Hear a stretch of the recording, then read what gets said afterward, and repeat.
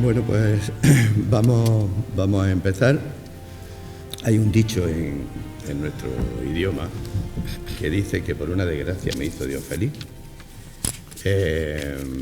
La desgracia no me ha caído a mí, tampoco le ha caído al presidente del Club de la Constitución. Don Francisco Martín Recuerda ha sido operado de una operación sin importancia y bueno, pues me ha tocado presidir y presentar este acto como presidente del club en funciones.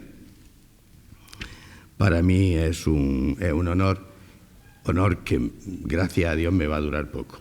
Así que voy a disfrutarlo y bueno, pues en primer lugar, darle la bienvenida a todas las personas que aquí se encuentran, incluida la mesa a la que voy a presentar, de izquierda geográfica a derecha geográfica, don Rogelio Muñoz Oya, que es vocal del club y que va a ser el que coordine esta mesa. Seguidamente está don Estanislao Arana García, que es catedrático de Derecho Administrativo y que es uno de nuestros ponentes y al cual quiero agradecer pues su presencia aquí esta tarde y haber atendido a nuestra petición. Para nosotros es un honor tenerlo aquí. Del mismo modo, a mi derecha geográfica está don Francisco Javier Roldán Barbero, que es catedrático de Derecho Internacional Público y Relaciones Internacionales, que va a ser el otro ponente que nos va a dar luz al tema que esta tarde se va a tratar aquí.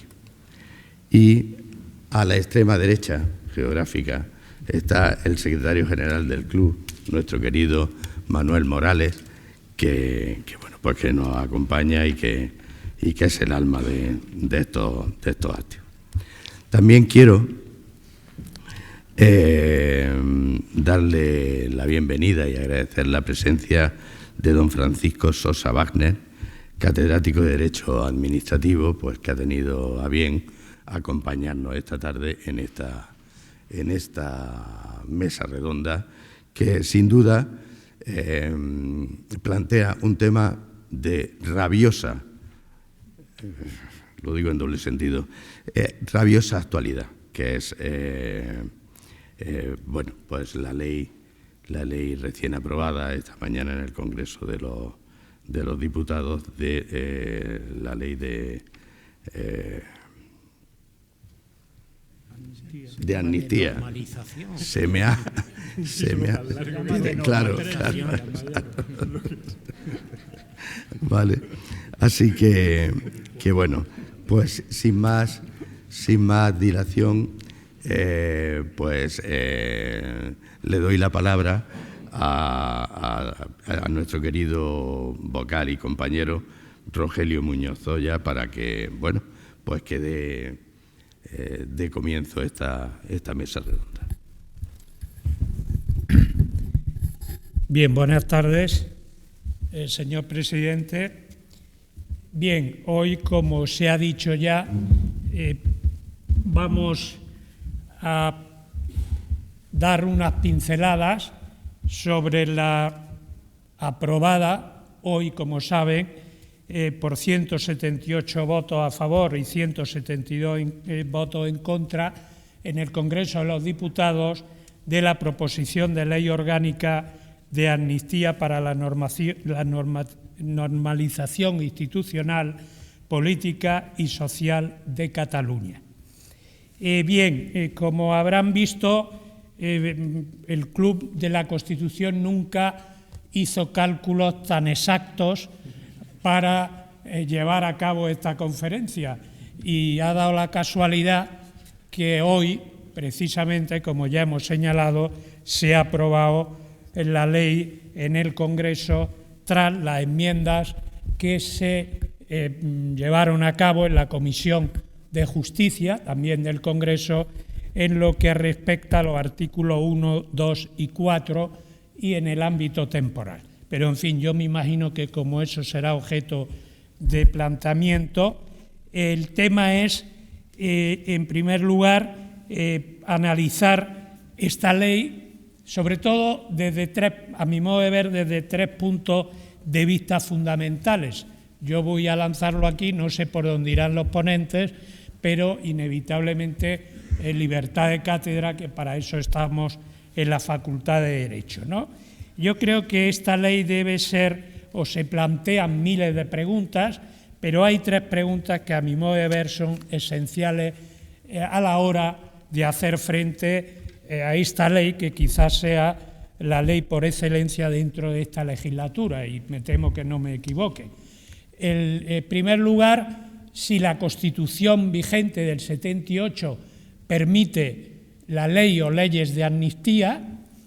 En segundo lugar, si en caso que las permita la ley de amnistía en los términos, la proposición de ley en los términos que ha sido aprobada en el día de hoy, insisto, con las enmiendas que se llevaron a cabo en la Comisión de Justicia, es o puede o está dentro de las normas que regula la Constitución, principios, valores, derechos que recoge la Constitución y el Tratado de Funcionamiento de la Unión Europea, es decir, y no hablo de constitucionalidad o inconstitucionalidad, porque como todos ustedes saben, eso corresponderá a otros y no a nosotros hablar de la constitucionalidad o inconstitucionalidad de la norma.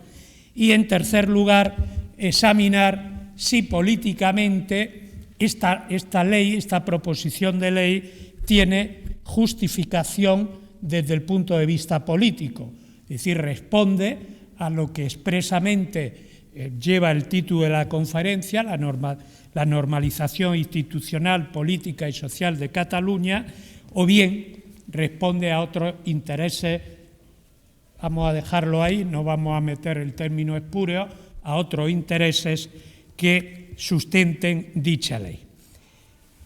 Como digo, para ello tenemos 2 catedráticos, uno de Derecho Administrativo, el profesor Arana García, doctor Arana García, y en segundo lugar al profesor Roldán Barbero. ¿Y ello por qué? Porque ya se celebró en este auditorio y con gran éxito otra mesa redonda donde se intervinieron catedráticos de constitucional, catedrático de penal, etcétera, etcétera. Con lo cual hoy queríamos darle otra vertiente, que era el análisis del aspecto público, del derecho público que recoge la ley, y para ello contamos con, como digo, con el profesor, doctor y catedrático de Derecho Administrativo, director del Departamento de Derecho Administrativo, el profesor Arana o don Estanislao Arana García. Don Estanislao Arana García es licenciado en Derecho, máster en Derecho Comunitario, doctor en Derecho, catedrático de Derecho Administrativo desde el año 2009, si no me falla la memoria, y tengo que, con ánimo de que, porque lo importante hoy es debatir y no leer el currículum, y para ello cuento con el permiso de los 2 ponentes, porque son algo así como 83, 84 folios y comprenderán que si no nos echarán de la Facultad de Derecho, con lo cual yo creo que, ¿verdad, Estanislao? Con esto, además de ser autor de un sinfín de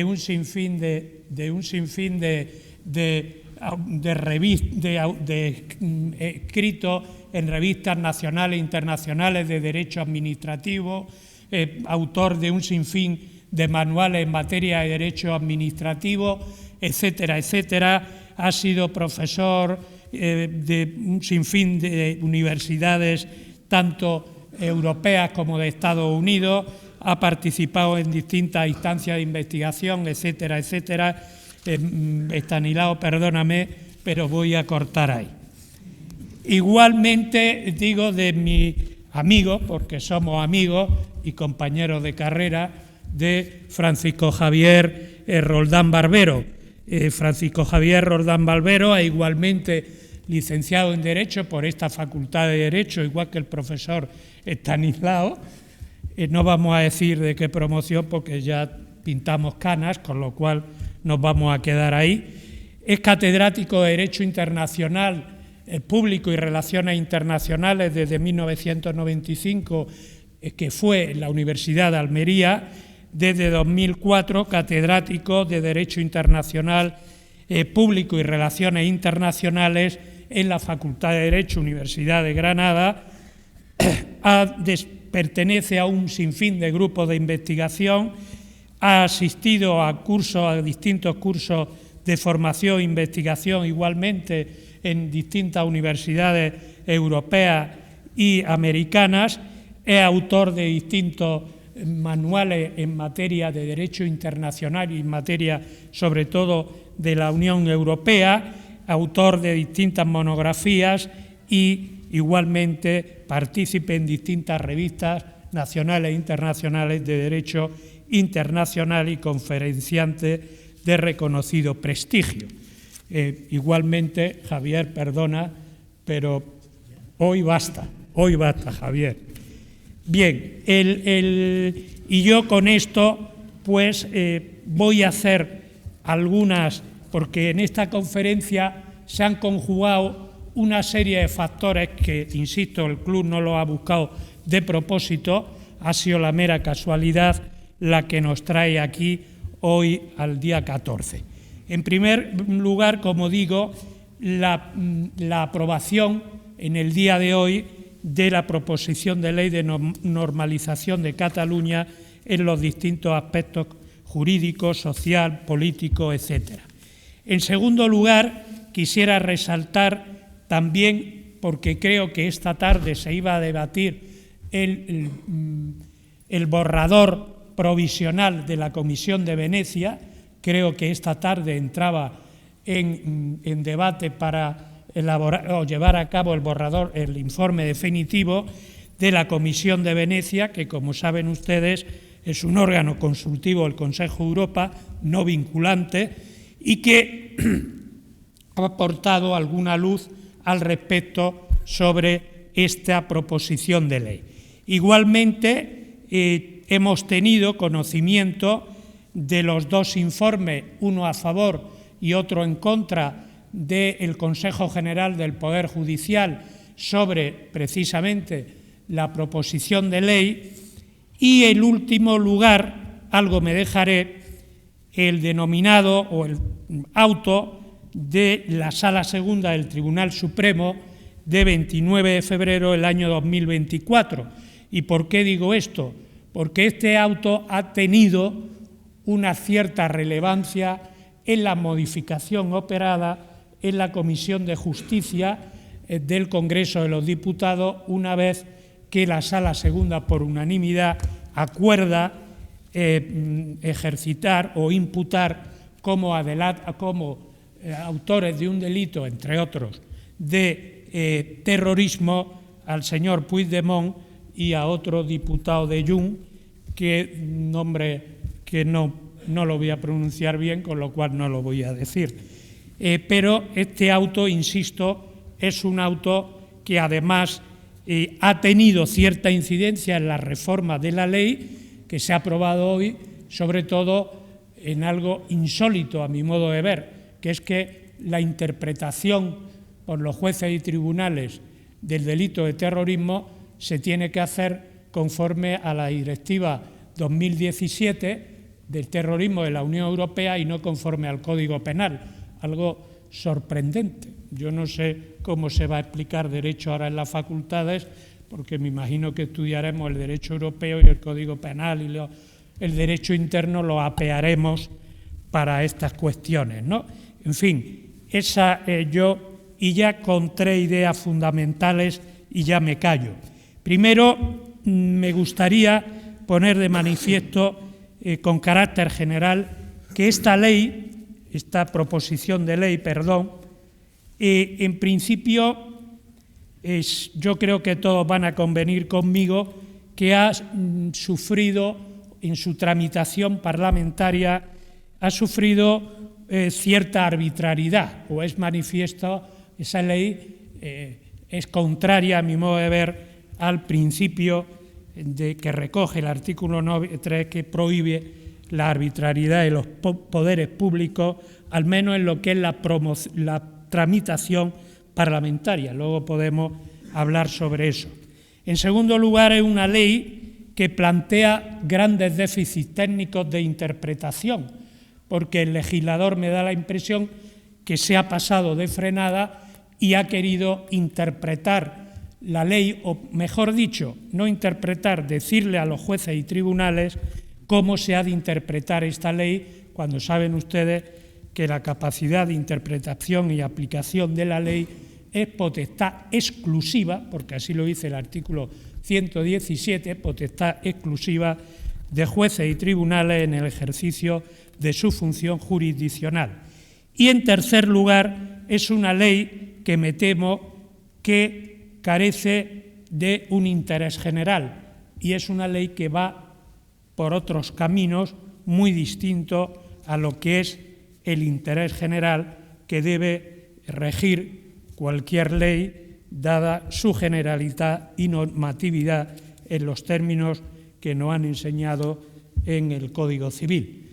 Yo con esto me callo y doy la palabra al profesor Arana para que explique aquellos aspectos de derecho interno o de derecho público que afectan a dicha ley. Nada más y gracias.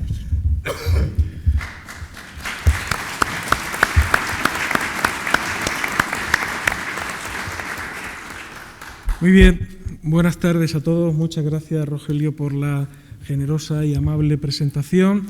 Y muchas gracias, en primer lugar, al Club de la Constitución, pues por varias cosas. En primer lugar, por su trayectoria ya tan fructífera de tantos años, por la gran labor que hacen. Este es un reflejo de ello, el afrontar los problemas que tiene la sociedad y el tratar de fortalecer la sociedad civil, que es lo que necesitamos en nuestro país. Si tuviéramos una sociedad civil más fuerte, probablemente una norma como esta no tendríamos que debatirla. Gracias por esa trayectoria, gracias por la iniciativa, gracias además por permitirme compartir mesa con mi profesor, el profesor Roldán, con mi compañero de facultad y amigo.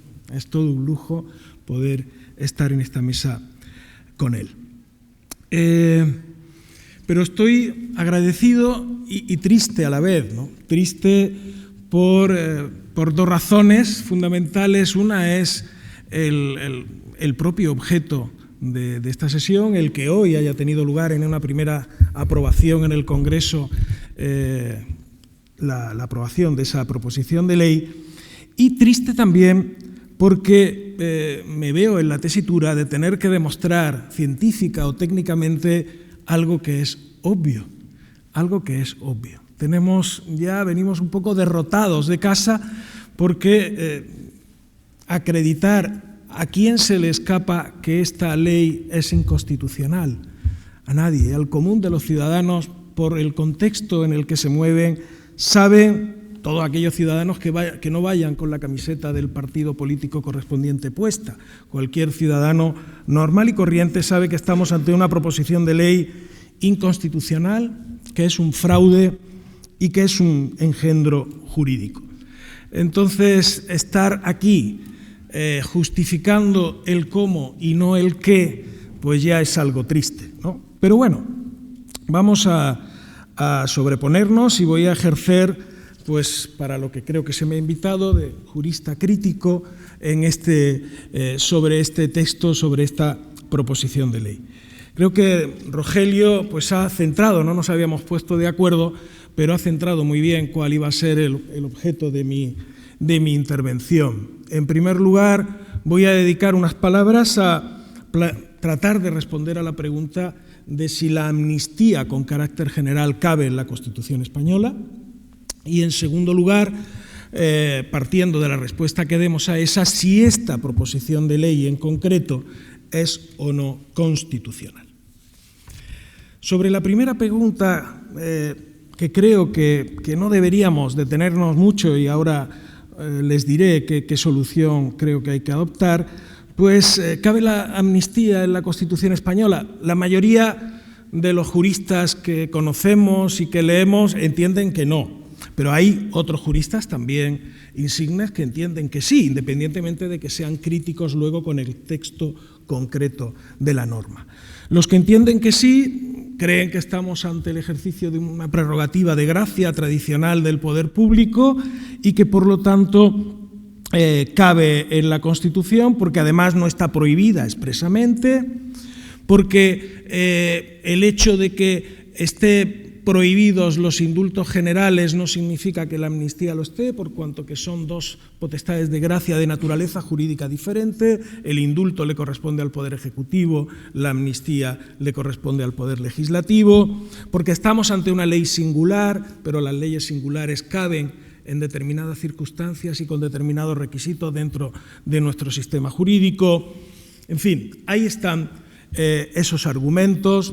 Entre los que entienden que no cabe la amnistía dentro de la Constitución, pues se argumenta que no hay una mención expresa para algo que es realmente tan relevante como una amnistía, en que se prohíben los indultos generales y no coinciden con aquellos que interpretan que la naturaleza jurídica de los indultos y la amnistía sea diferente. Como hace o como ha hecho muy bien nuestro compañero Agustín Ruiz Robledo e Inmaculada Ramos, que hoy tenemos aquí el gusto de tenerlos en la sala, han estudiado en un maravilloso artículo los debates parlamentarios en los que expresamente se denegó la posibilidad de llevar a la Constitución la amnistía. No es que se olvidara, sino que se negó expresamente. El principio de igualdad, el principio de división de poderes, que establece que solamente es a jueces y tribunales a quienes les corresponde impartir justicia y por lo tanto no al Poder Legislativo y por lo tanto tácitamente estaría prohibida la amnistía, etcétera, etcétera. Es decir, creo que son muchos más argumentos, más sólidos, más de peso los que se pueden entender que no cabe, no está prevista la amnistía que por cierto viene del griego amnesia, ¿no? Es el mismo origen de la palabra, el olvido que se ha utilizado y que está pensado en aquellas situaciones especialmente graves de tránsito de un régimen político a otro. Es exclusivamente ahí donde fundamentalmente se ha utilizado legítimamente la amnistía.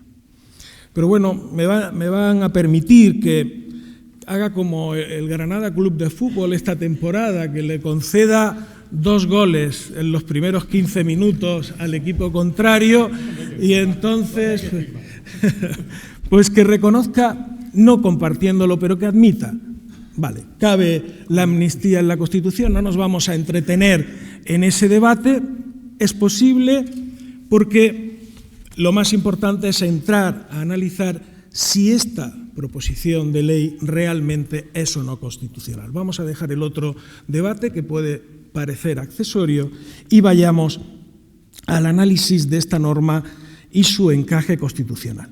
Y aquí ya no cedo un milímetro de campo. Rotundamente no es constitucional esta norma.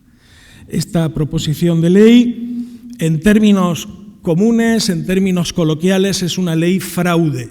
Es una ley fraude. No es una ley que quepa constitucionalmente. Y técnicamente, ¿cómo lo podemos justificar esa inconstitucionalidad? ¿Qué técnica podemos utilizar para calificar técnicamente como inconstitucional la proposición de ley? Fundamentalmente a través de 2 instrumentos. Uno también ya lo ha mencionado Rogelio anteriormente y es el que creo que es el elemento clave. Es una ley arbitraria y es una ley contraria, por tanto, al artículo 9.3 de la Constitución, que prohíbe para todos los poderes públicos la arbitrariedad. Y desde otro punto de vista, quizá más complejo técnicamente de articular todavía, podríamos decir que es una ley incursa en desviación de poder constitucional. La desviación de poder es una técnica puramente administrativa, no está pensada para estas situaciones, pero por ahora al menos sobre la base del 106.1 de la Constitución, referido principalmente a la Administración, creo que podríamos estar hablando aquí de una macrodesviación del poder constitucional. Tanto en un caso como en otro, tanto en el supuesto de la justificación de que estamos ante una ley arbitraria como que estamos ante una ley desviada en cuanto al ejercicio de su poder, la razón o el argumento principal coinciden. ¿Dónde está el fallo de esta norma? El fallo de esta norma está en la causa, en la razón de ser. Es ahí donde está realmente el defecto y lo que hace a esta proposición de ley inconstitucional. ¿Por qué? Porque es una ley formalmente válida, pudiera ser formalmente válida, pero en el fondo y materialmente no lo es. Es una ley que tiene una apariencia, un fundamento y una razón de ser formalmente declarada, pero que no tiene nada que ver con el fundamento y la razón de ser verdadera y real. La arbitrariedad, porque voy a dejar de lado lo de la desviación de poder, que todavía no está lo suficientemente configurado como tal, como para que pudiera ser efectiva la alegación de esa vulneración en un tribunal, en el Tribunal Constitucional. Centrémonos, por tanto, en la otra técnica que sí creo que es la que pudiera, y no sin dificultades, poder ser algún día reconocida. La proposición de ley es inconstitucional por arbitraria y, por tanto, por vulnerar el artículo 9.3 de la Constitución. Ese inciso, el inciso final en el artículo 9.3 de la Constitución, que prohíbe la arbitrariedad para todos los poderes públicos, fue un inciso que añadió un constituyente, un parlamentario catedrático de Derecho Administrativo, el profesor Lorenzo Martín Retortillo, que tuvo a bien corregir o añadir ese principio de interdicción de la arbitrariedad, que estaba inicialmente muy vinculado al derecho administrativo, está muy vinculado a la arbitrariedad aplicativa, a la arbitrariedad de los gobernantes y administradores, pero que quiso que se extendiera a todos los poderes públicos. Antes de la Constitución y antes de este inciso del profesor Martín Retortillo, muchos años antes, el profesor García de Enterría, en un célebre artículo de los finales de los años 50, ya defendía que la arbitrariedad también podría ser normativa, referida a los reglamentos, pero, por tanto, arbitrariedad de las normas. Por lo tanto, 9.3, arbitrariedad de todos los poderes públicos. Si hay un poder público, por excelencia, es el legislativo. Lo que sucede es que nuestra cultura jurídica occidental le cuesta trabajo reconocer esta idea de que las leyes puedan ser arbitrarias. Les cuesta trabajo, nos cuesta a todos asumir, porque partimos de lo que también hace ya algunos años el profesor Tomás Ramón Fernández definió como el mito de la soberanía del legislador. Estamos amparados o anclados en ese mito de que el Parlamento lo puede todo, que la ley es soberana, que la soberanía, como hoy nos recordaban en una jornada magnífica en la que han intervenido el profesor Sosa y un miembro del Consejo General del Poder Judicial, pues que era omnímoda y que la soberanía nacional reside no ya en las Cortes, sino directamente en el Congreso, como dijo hace unos días nuestro vicepresidente del Gobierno. Ese es el error, ahí es donde está el error. El poder democrático está por encima de la Constitución. Esa es la base que se utiliza para este tipo de normas. No es posible. El poder democrático, el poder legislativo, está sometido a la Constitución y a sus principios. No se puede aprobar cualquier cosa dentro de un Parlamento. Ya lo dijo el Tribunal Constitucional, por ejemplo, en la sentencia 259/2015, que afirmó claramente: no cabe anteponer legitimidad democrática frente a legalidad constitucional en detrimento de esta segunda. No cabe anteponer legitimidad democrática frente a legalidad constitucional en detrimento de esta segunda.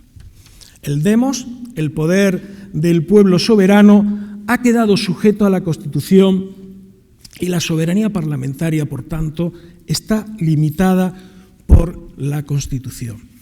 Y si eso es una categoría que afirmo con rotundidad y con carácter general, especialmente hoy día, donde vemos de manera manifiesta cómo los parlamentos, especialmente el nuestro, está absolutamente colonizado por el Poder Ejecutivo y, por tanto, por los partidos políticos. Las Cortes Generales, como también se ha dicho, el Parlamento, principalmente, es una especie de registro o notaría que ve pasar las normas sin poderlas discutir. No ejerce una función parlamentaria como tal, es una mera oficina de registro por la que se le da cobertura formal a normas que vienen ya aprobadas por el Ejecutivo. Por lo tanto, la ley, toda ley, tiene unos límites y unas garantías que evitan o que deben de evitar que la supremacía de la ley se disuelva en la omnipresencia de los legisladores. Hay que exigir al legislador una justificación expresa y externamente verificable de sus decisiones. La justificación es la fuente última de la obligatoriedad de la ley, es su fundamento, la motivación, la justificación, para que haya una convivencia en paz, para que los ciudadanos que estamos sometidos a las leyes queramos cumplirlas voluntariamente. Tenemos que estar convencidas de sus razones. Si no se explicitan sus razones, si no se motiva suficientemente también las leyes, no van a ser obedecidas. Y es una ley, además, donde las razones o donde la falta de razones o las al margen de la desviación que luego trataré de precisar, se demuestra muy sencillamente por las mayorías parlamentarias, ¿no?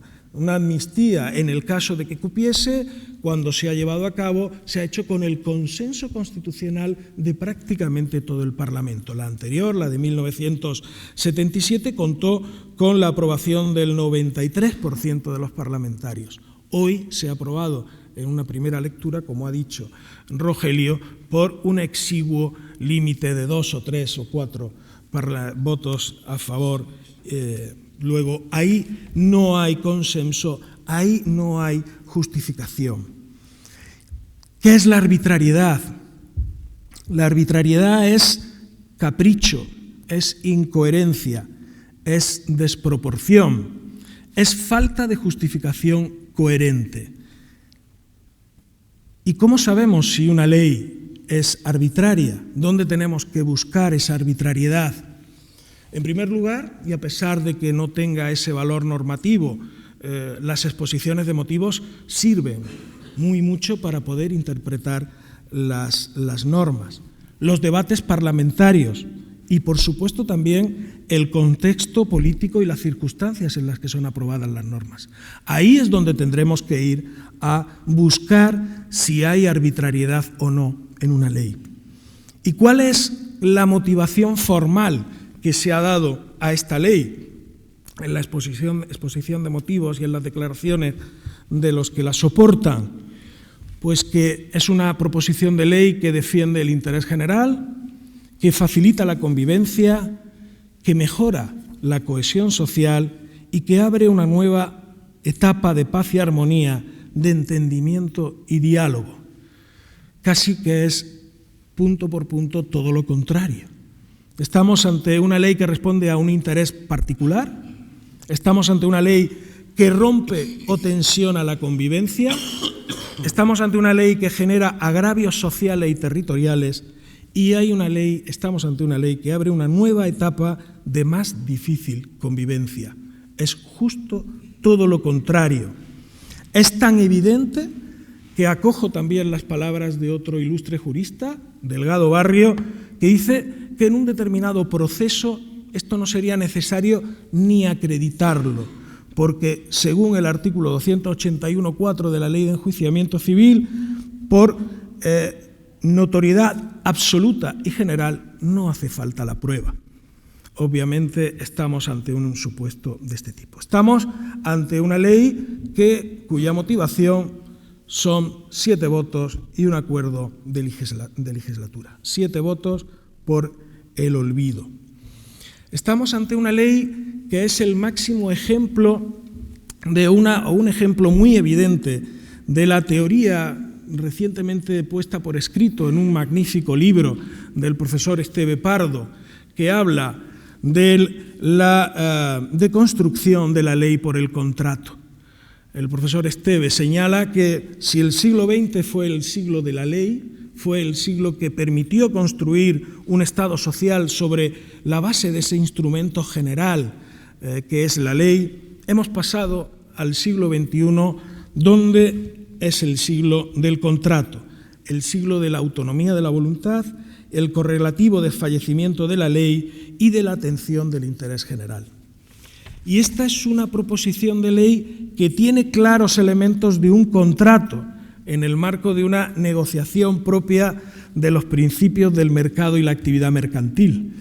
No es una ley de vocación general, se parece a un contrato entre dos partes. Eso sí, sin las garantías que ofrece el mundo privado y el derecho privado. La causa real de la ley es esa. Una parte pone los votos para la investidura, la otra parte pone una ley para la amnistía. Como dice el filósofo alemán Sloterdijk, perdón, profesor Wagner, por mi pronunciación, en su crítica de la razón cínica, hoy día la ley solo existe para los tontos.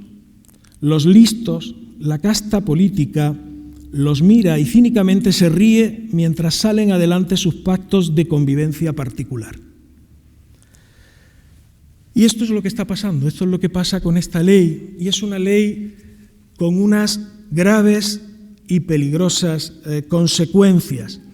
Está provocando el descrédito absoluto, no solo esta ley, más cosas que están pasando en el Estado de Derecho en los últimos años, que provocan ese descrédito tanto en las instituciones como en la clase política. Y tenemos experiencia desgraciada de a dónde conduce una situación de descrédito generalizado de las instituciones y de la clase política.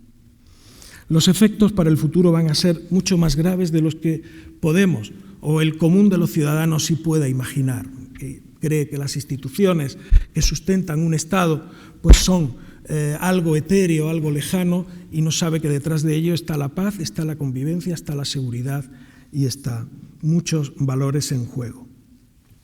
Y ya para terminar, por tratar de dar una idea, un par de ideas sobre qué pasaría, es decir, ya hemos demostrado bajo mi humilde punto de vista que esta ley es una ley desviada, pero sobre todo es una ley arbitraria. ¿Y eso quién lo tiene que declarar? Pues a nivel nacional, luego nos dará la solución el profesor Roldán, la de verdad, a nivel nacional, donde la creencia en nuestro sistema cada vez es más débil, pues esto tendría que ser declarado por el Tribunal Constitucional. El Tribunal Constitucional, bien en un recurso de inconstitucionalidad o en una cuestión de inconstitucionalidad que pudiera plantear cualquier juez que deba de aplicar la norma. Y aquí tengo mi desconfianza en que, a pesar de la claridad con la que creo que se puede acreditar que esta ley es arbitraria, nuestro Tribunal Constitucional lo pueda reconocer. No solo por la cuestión de la composición actual de ese tribunal, sino por la propia inercia, esa jurisprudencia que bebe de ese mito del legislador todavía y que le cuesta mucho reconocer, entrar a juzgar los motivos de las leyes. Una de las sentencias más recientes, que no lo es ya tanto, tal y como van los tiempos de rápido, la 122/2016, justificaba esa dificultad que tiene el Tribunal Constitucional para poder apreciar arbitrariedad en el legislador. Pero es cierto que es una dificultad, no una imposibilidad absoluta. El propio Tribunal Constitucional en esa sentencia dice que hay que analizar el contexto. Y si aquí analizamos el contexto, la cuestión es muy clara.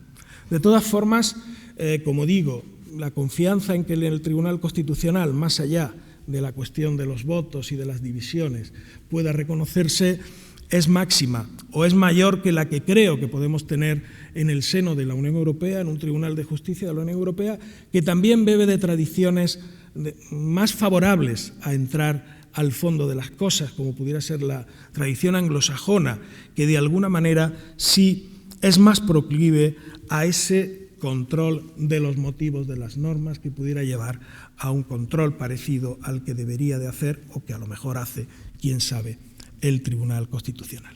Nada más, muchas gracias.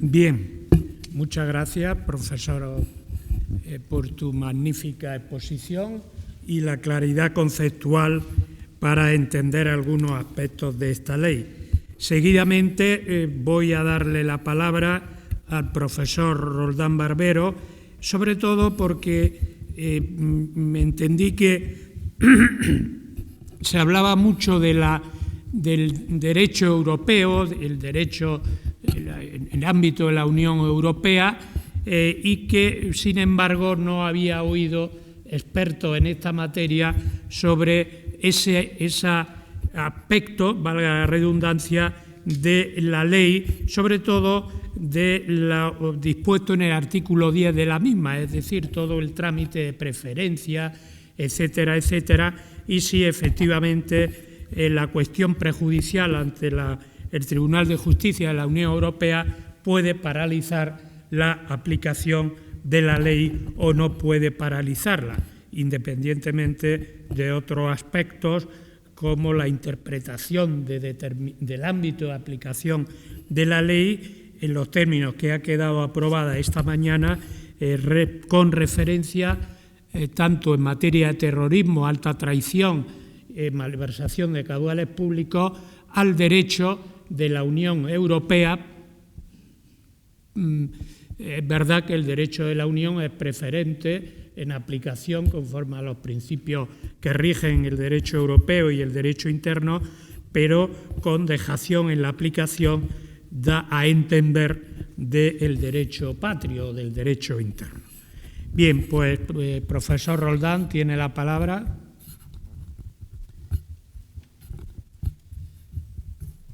Muchas gracias, don Rogelio. Muchas gracias, querido Rogelio, querido amigo y compañero y coetáneo, ¿no? Compañero de generación, de fatiga. Quizás convenga decir la generación, ¿no? Porque si alguno se ha remontado y cree que somos compañeros de Fraga y Iribarne, ¿no? Bueno, me siento muy honrado, buenas tardes, me siento muy honrado y agradecido por estar aquí y, por tanto, al Club de la Constitución, a su presidente en funciones, don Mariano Vera, a su secretario, con el que he tenido el placer de conversar estos últimos días, don Manuel Morales, y compartir esta mesa con mi querido y apreciado amigo, colega y correligionario en estos temas, no necesariamente en otros, pues somos los dos espíritus libres y no nos atenemos a ningún dictado de ningún colectivo y nos representamos a nosotros mismos simplemente, don Estanislao Arana. En esta mesa tengo, por tanto, amigos y afecto, y agradezco y suscribo las palabras del profesor Arana de agradecer y felicitar al Club de la Constitución por su labor cívica, ¿no? Precisamente estas circunstancias en las que nos encontramos nos recuerdan que la democracia es demasiado importante como para dejarla al Congreso de los Diputados y que la sociedad cívica es fundamental incluso para mantener esos valores constitucionales que estudiamos, ¿no? Estaba recién estrenada la Constitución española cuando lo estudiamos y recién solicitada la adhesión a las comunidades europeas de entonces. Bueno, yo el pasado 26 de febrero también tomé la palabra durante algunos minutos en el acto de presentación de un libro fundamental codirigido por Agustín Ruiz Robledo, Manuel Aragón y Enrique Gimbernat, La amnistía en España, Estado de Derecho y Constitución. Y, por tanto, un libro que reúne la colaboración, sobre todo de prensa, pero no solo de prensa, de unos 60 o 70 juristas, y no diré de reconocido prestigio porque esta frase se ha devaluado ya, ¿no? Y se ha dicho que es un concepto jurídico indeterminado incluso, por tanto que cada cual se considere a sí mismo de reconocido prestigio, que no haya una heterocalificación, sino que cada uno, con la autoestima, por ejemplo, que tiene el ministro Bolaños, pues se autocalifique de reconocido prestigio y se ahorre unas sesiones de psicólogo que en materia de autoestima, ¿no? Claro, hablando de Bolaños, pues que es triministro, ¿no? Y que abarca todos los tres poderes, ¿no? Porque es ministro de Justicia, ministro de la Presidencia, ministro de Relaciones con las Cortes, y el otro día se ufanaba, se felicitaba a sí mismo, lo cual está muy bien, porque si no te felicitas a ti mismo es probable que nadie te felicite. Entonces yo hago ese ejercicio también en mi casa y él decía, además, creo que hablo literalmente, que era una ley histórica, un referente mundial y que era una ley impecable. La verdad es que lo de impecable lo llevaba diciendo desde hacía mucho tiempo, desde muchas enmiendas, una ley inmaculada, pero el buen nombre de Inmaculada y el querido nombre de Inmaculada se ha visto manchado, ¿no?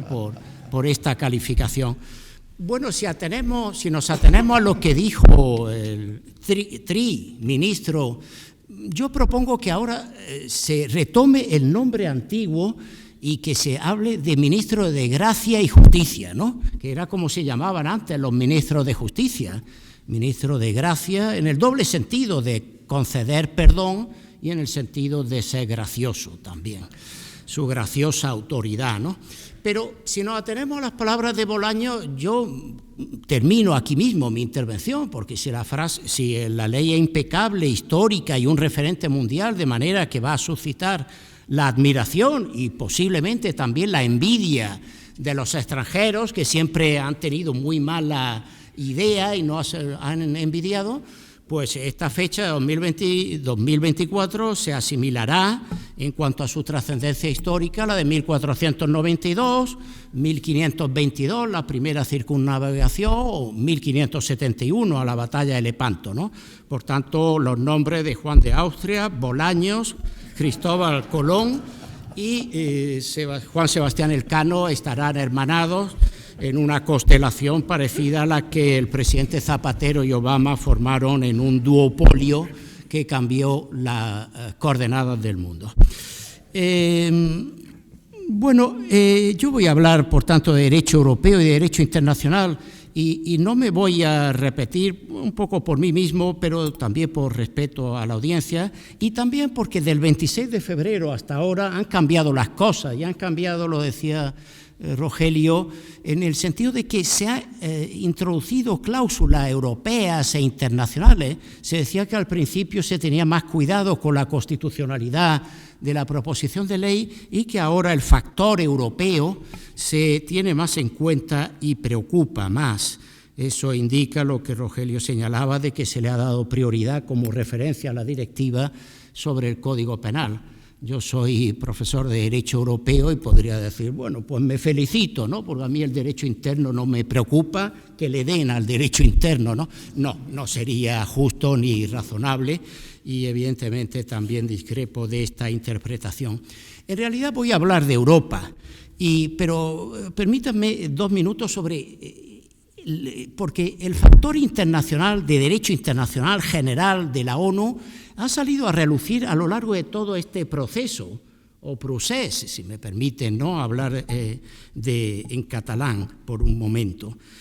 La amnistía, de hecho, afecta desde 2011, se ha adelantado, ¿no?, porque uno de los peros que le había puesto la Comisión de Venecia es que no estaba determinado el ámbito temporal y personal. El ámbito personal está claro ya en el preámbulo y en el artículo 2, se dice todos. ¿no? Un poco lo que se le decía a Natalio Rivas, colócanos a todos, ¿no? Pues aquí se libéranos a todos, ¿no? Le han pedido a Pedro Sánchez. Me permito con todos hablar en andaluz provisionalmente también para hacer un guiño, ¿no?, al hecho diferencial andaluz.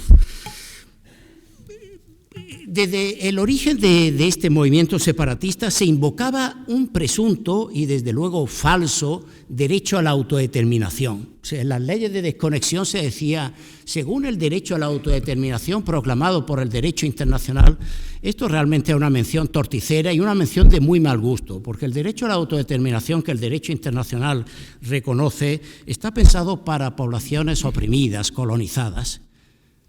Los catalanes separatistas, en su discurso por el mundo, iban diciendo que España es un Estado autocrático, que es una dictadura bananera y que los catalanes oprimidos necesitaban liberarse y autodeterminarse. Evidentemente esto es completamente falso y, como digo, una referencia de mal gusto a otros pueblos como el palestino, que sí necesitan y merecen y poseen el derecho a la autodeterminación otorgado por el derecho internacional. Pero luego la referencia al derecho internacional y a la ONU han seguido apareciendo. En la proposición de ley que se ha aprobado hoy se dice que se excluye de la amnistía cualquier violación de los principios de Naciones Unidas. Bueno, yo creo que es un canto, un brindis al sol, una retórica multilateral, ecuménica, cosmopolita, ¿no?, de fraternidad. No tiene mucho sentido, puestos a analizar los principios de Naciones Unidas. El principio básico de las relaciones internacionales es la soberanía del Estado, incluida su integridad territorial y su independencia política. Por tanto, hay Bolaños y su equipo, quizá puestos a colorear la proposición de ley, se han podido equivocar. Y luego, incluso en los últimos días, se manejaba en los círculos separatistas la idea de que el derecho internacional no prohibía la amnistía por terrorismo, que la prohíbe, y es verdad, por crímenes contra la humanidad, de guerra, etcétera, pero que la amnistía no solo podía estar permitida, sino avalada por el derecho internacional. Ante este estado de cosas, mi amigo Agustín Ruiz Robledo me propuso hacer y firmar conjuntamente, la verdad más firmar conjuntamente porque lo hizo él, básicamente el artículo, quería comparecer en esta sede y decirlo, un artículo sobre desmontando, rebatiendo estos argumentos. El derecho internacional, el tema del terrorismo en derecho internacional y particularmente en europeo es extraordinariamente sensible. En este artículo citamos una resolución del Consejo de Seguridad después de los atentados de las Torres Gemelas, diciendo que no cabía ninguna medida que pudiera condonar, condescender, compaginar con el terrorismo. Por tanto, ahí se equivocaron también los separatistas catalanes, que tienen su círculo de asesores en estas materias. Por tanto, sobre el derecho internacional y la ONU quería señalar esto, pero vamos a hablar de Europa, sobre todo, ¿verdad?, del derecho europeo. El derecho europeo no prohíbe en general la amnistía, esto conviene aclararlo. El término amnistía da nombre a la ONG más prestigiosa, Amnistía Internacional, que está dirigida a los presos de conciencia y no a estos presos que han sido procesados o condenados no por sus ideas, sino por sus hechos, muy graves, por cierto, muy graves.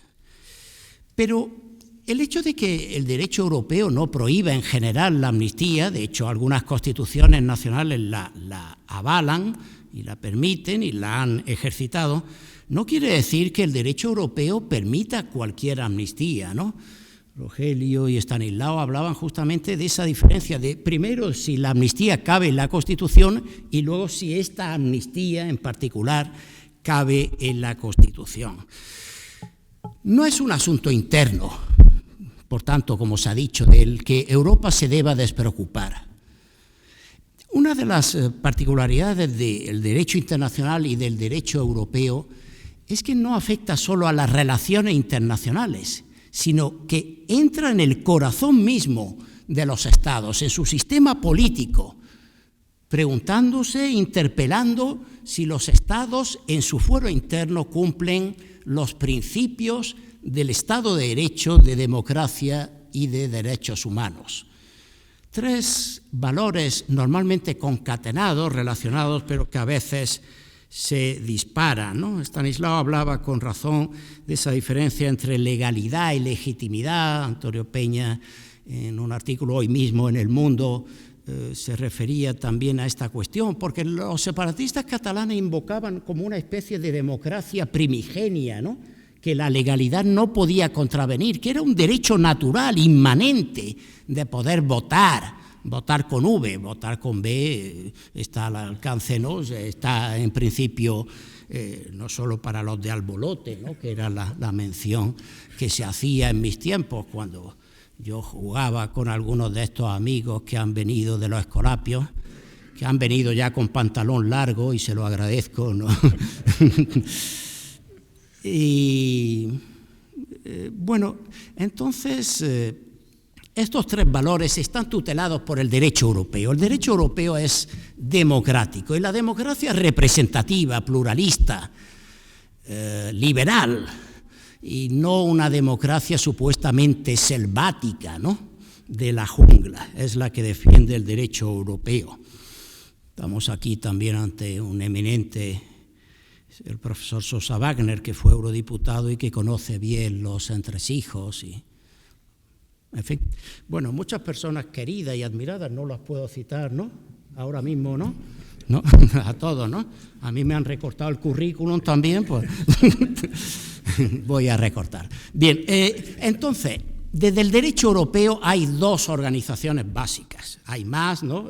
Está Eurovisión, está la Champions, etcétera, ¿no? Pero está el Consejo de Europa, que reúne a 46 estados, prácticamente todos menos Rusia y Bielorrusia, y luego la Unión Europea, que reúne a 27 estados. Vamos a ver en primer lugar brevemente, con la brevedad que imponen las circunstancias. Además han puesto a un fiscal para dirigir esto y por tanto para presentar cargos contra mí si me excedo, ¿no?, en el tiempo, aunque podían amnistiarme luego también, ¿no? Tendrá buena defensa. Tendrá buena defensa, hay buenos abogados también aquí. Entonces, el Consejo de Europa, sobre todo a través de la Comisión de Venecia, que es un órgano consultivo, no vinculante en sus dictámenes, pero que goza de gran prestigio. De hecho, reúne no solo a los 46 estados del Consejo de Europa, sino a 61, porque Estados Unidos, Canadá, otras democracias liberales están presentes en la Comisión de Venecia. ¿Qué ha pasado con la Comisión de Venecia? Pues efectivamente vinieron aquí, se entrevistaron con algunos expertos en la materia y presentaron un borrador, es decir, elaboraron un borrador. El borrador se filtró. ¿Quién filtró el borrador? Buen filtrador será, ¿no? El caso es que no el dictamen, como se ha dicho, parece que lo van a hacer público mañana. Sobre el borrador se han hecho alegaciones, pero del borrador, ¿qué podemos entresacar? Bolaños, que es un optimista, un forofo, ¿no?, un hooligan de su propia proposición de ley, dice: gracias al Partido Popular por pedir el dictamen urgente a la Comisión de Venecia. La Comisión de Venecia nos avala. Bueno, la Comisión de Venecia, yo no hago esa lectura, y Belén Becerril en un artículo en El Mundo no la hace. La Comisión de Venecia, ¿qué viene a decir? Pues que la amnistía es en general compatible, que puede ser un instrumento para la unidad nacional y la reconciliación. Pero aquí estamos en lo que decíamos, ¿qué unidad nacional? Le dicen a Puigdemont que la amnistía ha sido para fortalecer la unidad nacional y se pone con los pelos como escarpias, ¿no? Es decir, no hay unidad nacional, reconciliación, no hay remordimiento, no hay propósito de la enmienda. Dicen tornarem a fer. Hablando también, ¿no?, en catalán, que domino efectivamente con fluidez. Entonces, el tema es preocupante porque, lo decía también Agustín en otro artículo, se ha presentado una iniciativa popular en el Parlamento catalán pidiendo el referéndum, la autodeterminación, algo ilegal. Hoy han dimitido 3 magistrados del Tribunal Superior de Justicia de Cataluña encargados de verificar la constitucionalidad de estos proyectos porque los ponen verdaderamente en un brete. Junts ha votado a favor de esta iniciativa popular. Pero qué diablos de remordimiento, de reconciliación. Aquí no, más que perdón, lo que hay incluso, sobre todo si se lleva a cabo esa idea terrible de hacer comisiones de investigación para jueces y fiscales, lo que hay es una venganza. Lo que hay es una humillación del Estado. Es el Estado el que pide perdón y le dice que nunca más. El acuerdo entre Junts y el PSOE es completamente abominable. Se asume el relato histórico desde 1714 del catalanismo. Se despotrica y se acusa al gobierno de la nación de aquel momento de ser responsable del procés. Es decir, el propio PSOE compra ese discurso. Y además hay algo que es especialmente deleznable, y es que Junts se arroga la representación y el nombre de Cataluña. Son ellos, es Cataluña. Bueno, si no me equivoco, Junts fue la 5ª fuerza política en las elecciones generales, con el 11% de los votos, el 1,04% de los votos de todo el Estado, de todo el país. ¿Tienen ellos verdaderamente la representatividad? Las encuestas hablan de que una mayoría de la población catalana no está a favor de la independencia. Y esos catalanes que no están a favor de la independencia, ¿quién los protege verdaderamente? ¿Quién los protege? Se ven desamparados y verdaderamente rindo un tributo y un homenaje a esas personas que se comprometen y que son a veces discriminados y marginados en la vida pública. Una mención especial a Teresa Freixas, una constitucionalista que además tiene un apellido catalán, pues si se llamara García se podía entender que estuviera, ¿no? Y que defiende a capa y espada los valores constitucionales. Entonces, la Comisión de Venecia dice eso, pero no entra mucho más. Dice, no me pronuncio sobre la constitucionalidad, pero recomiendo una reforma explícita de la Constitución donde se dijera que la amnistía cabe. Se ha dicho ya, debe haber un mayor consenso. 178 a 172, ¿eso es un consenso? Y menos mal que Ábalos desde el Grupo Mixto ha votado a favor de la amnistía, que en ese sentido el Grupo Mixto se perfila como una fuerza de gobierno, ¿no? Si sigue reclutando miembros. No hay consenso. Se ha hecho una proposición de ley de forma acelerada, ¿verdad? Eso también lo afea la Comisión de Venecia. Arbitrariedad. Separación de poderes. Dice, bueno, por lo menos que los jueces sean los que determinen el alcance exacto de la amnistía. Por tanto, el borrador de la Comisión de Venecia se pronuncia más bien en contra, para un buen entendedor, porque claro, esto es una autoamnistía en que los propios legisladores y sus allegados han cocinado la ley. A golpe, como decía Rogelio, de autos de tribunales, ¿no? Un amigo mío, juez, ayer me decía, bueno, ¿y por qué el Supremo no ha esperado a que la ley estuviera ya y lanzar ahí, ¿no? Porque le ha ido lanzando mensajes de terrorismo, de traición, y debía haber esperado, ¿no? Para luego, una vez que la proposición esté ya adelante, pero ha habido ahí un juego entre el legislativo y el judicial. Por tanto, la Comisión de Venecia más desacredita que avala la amnistía. Ya veremos lo que dice mañana. Luego, el Consejo de Europa tiene otro órgano que se llama GRECO, que es el Grupo de Estados contra la Corrupción, que reprocha a España todos los años, sin que las autoridades españolas lleven a cabo reformas correspondientes, atentados contra la independencia del Poder Judicial. Desde luego está el tema mayúsculo y peliagudo de la reforma y renovación del Consejo General del Poder Judicial, Pero Greco, lo mismo que la Comisión Europea en su informe sobre el Estado de Derecho, se pregunta por qué una ministra de Justicia pasa a ser fiscal general sin solución de continuidad, o por qué un ministro de Justicia pasa a ser magistrado del Tribunal Constitucional sin solución de continuidad, por qué se abusa tanto del decreto ley, que estudiamos, Rogelio y yo nos quedamos una noche estudiando que era solo para situaciones de extraordinaria y urgente necesidad. No debimos estudiarlo, porque nos engañaron. Nos engañaron.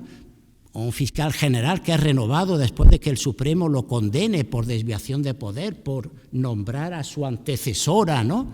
Para el tribunal militar, para la sala de los militares, quizá, ¿no?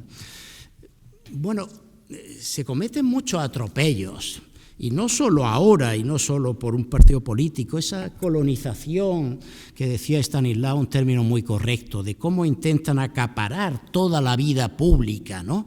Y todos los cargos habidos y por haber, de forma que las voces críticas e independientes, los verdaderos juristas de reconocido prestigio, no tienen lugar prácticamente. Y además algo que es muy feo, que la actividad política se va degradando y alguna gente honesta te dice, por favor, cuando se le dice, ¿por qué no te metes en política? Dice, oye, no me ofendas, no me ofendas, ¿no?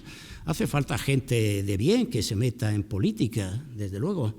Y gente de prestigio, ¿no? Hablaba Stanislao de Martín Retortillo y de García Enterría, ¿no? Ahora, Martín Retortillo lo postergaban, ¿no? Seguramente por independiente.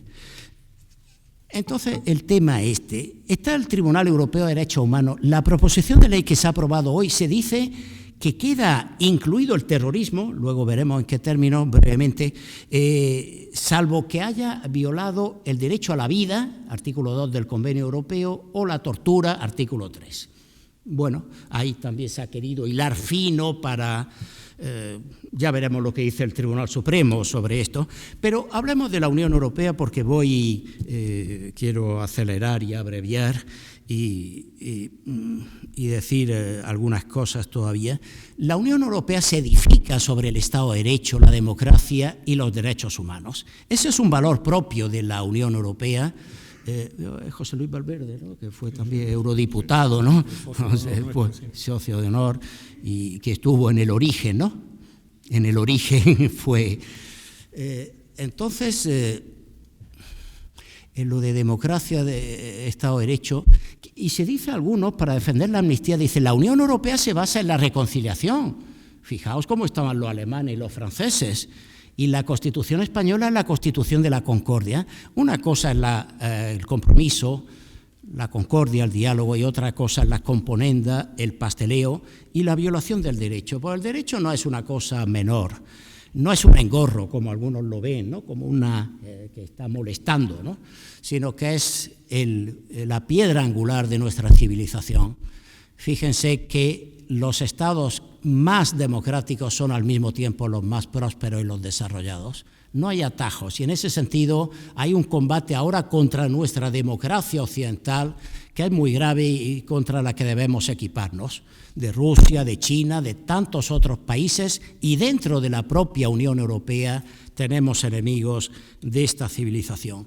La Unión Europea proclama, defiende el sistema constitucional de cada Estado, artículo 4, y defiende y proclama y exige la independencia del Poder Judicial, artículo 19.2.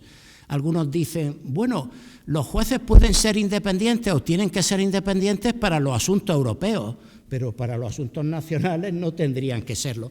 Es evidente que es indisociable una cosa de otra. Por tanto, la independencia del Poder Judicial es un valor de la Unión Europea y un valor en que el Tribunal de Justicia se ha mostrado militante en temas de Polonia, de Hungría. Espero que no transaccione, que no condescienda con esta idea de desjudicializar la vida política. Eso a mí me preocupa. Dice, las cuestiones de políticos que se resuelvan de políticos, que los jueces no entren. Bueno, esto a mí me parece una barbaridad, ¿no? Una barbaridad, es enormemente grave, ¿no? Que es un conflicto político y que las connotaciones jurídicas no deben ser atendidas. Por tanto, la Unión Europea defiende la identidad constitucional y en ese sentido vio ya con preocupación la reforma del Código Penal de supresión del delito de sedición y que todo era desórdenes públicos, ¿no?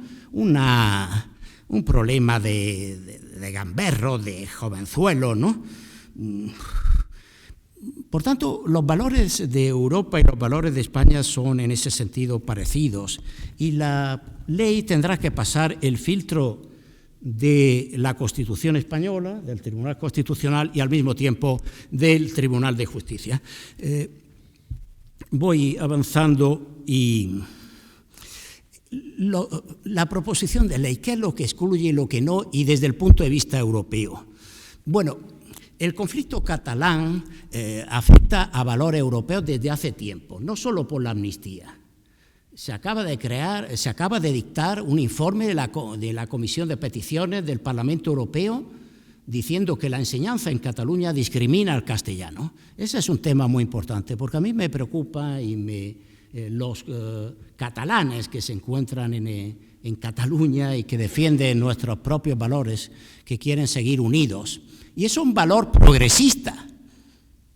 Ahora que se usa hasta el hastío, ¿no?, el término progresismo. Bueno, por tanto, el tema de la enseñanza en Cataluña viene de antes.